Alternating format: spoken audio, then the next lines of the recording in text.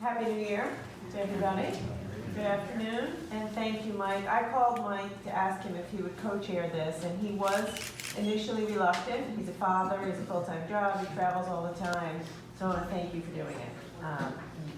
You in this report will make a difference. Chief Judge Fort, thank you. You always say yes when I call, and I appreciate that. Keep that up. We haven't gotten into trouble yet, but seriously, the work that you did, the perspective that you bring to this work is fantastic. And I know Judge Keogh couldn't be here today, but she did a lot of the work for this, and it was an excellent voice around the table.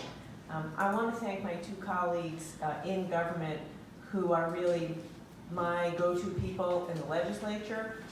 One is Senator McCaffrey. Michael, I call Michael, he is my go-to expert on all things related to the justice system.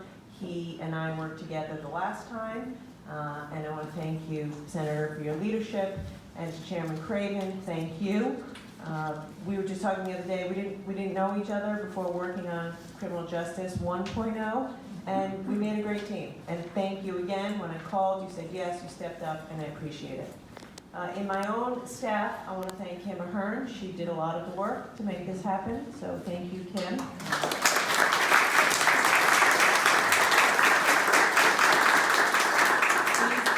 The way we make sure that this isn't just a document on the shelf is you have a staff person who's on it, who pushes us all and demands that we deliver. So I want to thank you. And to all of you, I know Jim Vincent's here, PJ Fox from the Institute is here, Laura Satoro from the Parole Board is here, and of course Andrew for all the work you do here.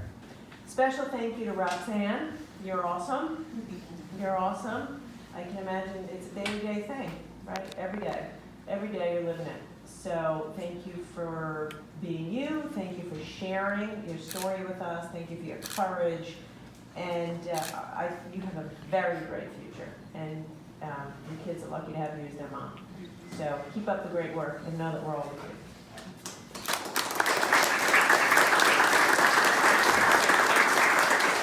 So the genesis of this, a few years ago, I did a similar thing. I signed an executive order, and I put together a broad group of stakeholders, and we put together a package of about half a dozen bills, which we put before the legislature, which we called the Justice Reinvestment Package.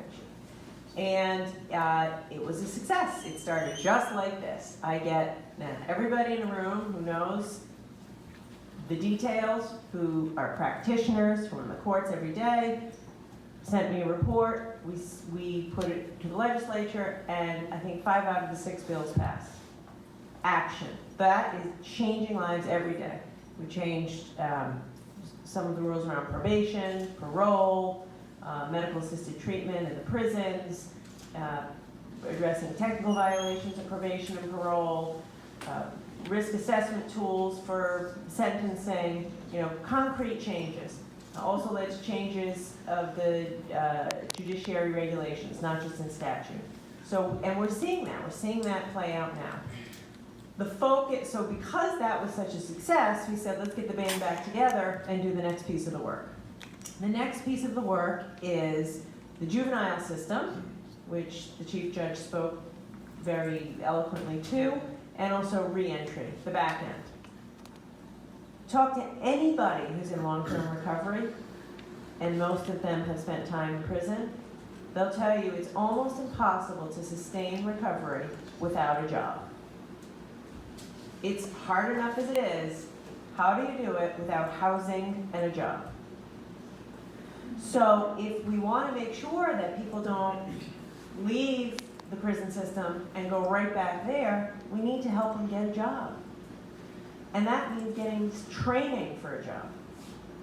So that's the focus of this, and I just received the full report. Obviously I'll read the whole thing, but it makes sense to me. It makes sense to me. Better discharge planning, give folks a hand before they leave the prison system, help them get signed up to benefits that they need, make it easy, help them find a house, get them health care. 97% of people in Rhode Island have health care.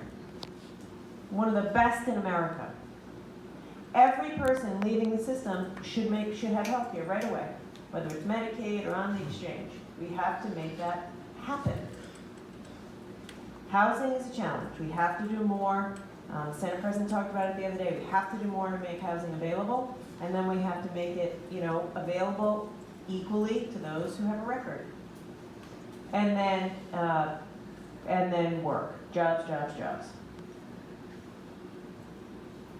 When I became governor, we had the highest unemployment rate in the country, and now we don't. Now our unemployment rate's below the national average. We have more people working than ever.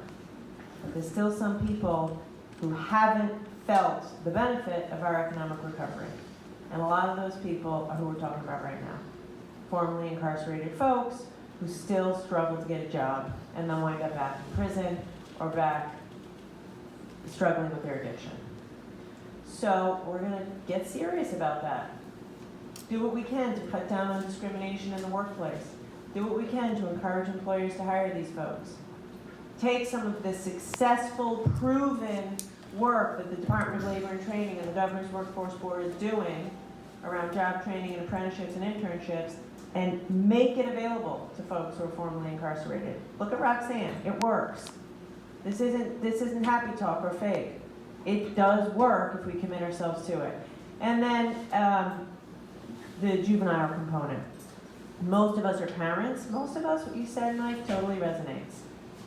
These kids just need a chance. They need some structure, some love, some health care, some mental health care, and a purpose. One of the proposals in here that I love is very simple. Allowing kids in the juvenile training school to participate in our internship program. We have a great internship program, Prepare RI. How easy is that? Easy. Let's do it. Get these kids an internship. They'll get a job. They'll have a purpose. They'll have a reason to get up in the morning. They'll have a community they're part of. So, as you can tell, I am totally committed to working with everybody in this room to make this a reality. And it will take everybody. As I look around here, we have DCYF, Secretary Jones is here, Department of Health. That's what makes this stuff hard. The easy part is to say what we have to do. The hard part is to get the governor and the administration, the legislature, the court system, employers, our training system, rowing in the same direction to change people's lives. I like our chances. We can do this. And if we do, we're going to have a lot more stories like Roxanne's. So thank you all for your work. I'm excited to digest it and get to work with my colleagues in the House and the Senate. If there's anyone in the House and the Senate who can get this done, it's those two guys. They know this stuff better than anyone in the building, and I can't wait to get to work with you. So thank you all for being here. And I'll turn it back over to Mike.